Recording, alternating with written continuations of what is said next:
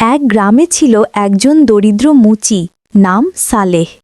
তার ঘর ছোট, আয় কম, খাবারও কখনো কখনো ঠিকমতো জুটত না। কিন্তু এক জিনিস ছিল খুব বড়, তার তাওয়াক্কুল, আল্লাহর ওপর ভরসা।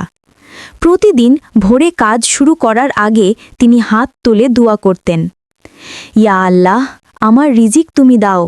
আমি গরিব, কিন্তু তোমার রহমত তো অসীম। একদিন গ্রামে এলেন এক ধনী ব্যবসায়ী। তার জুতো ছিঁড়ে গিয়েছিল। তিনি গ্রামের লোকদের জিজ্ঞেস করলেন কে ঠিক করতে পারে।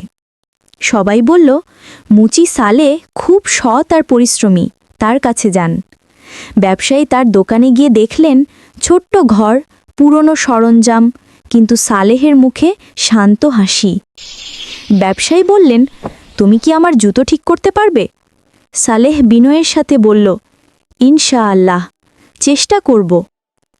কিছুক্ষণ পর সে জুতাটি এমনভাবে ঠিক করে দিল যেন নতুনের মতো। ব্যবসায়ী অবাক।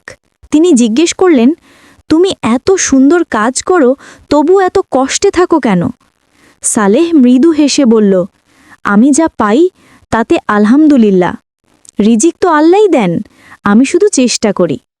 ব্যবসায়ী খুব প্রভাবিত হলেন। তিনি বললেন, আজ থেকে তুমি আমার প্রতিষ্ঠানের জন্য জুতো তৈরি করবে।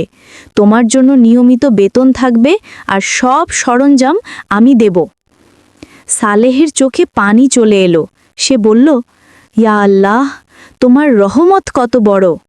সেদিন সে বুঝল, যে মানুষ সত্য, ধৈর্য আর আল্লাহর উপর ভরসা রাখে, আল্লাহ তার রিজিক এমন দরজা দিয়ে দেন যেখানে সে কখনো কল্পনাও করেনি।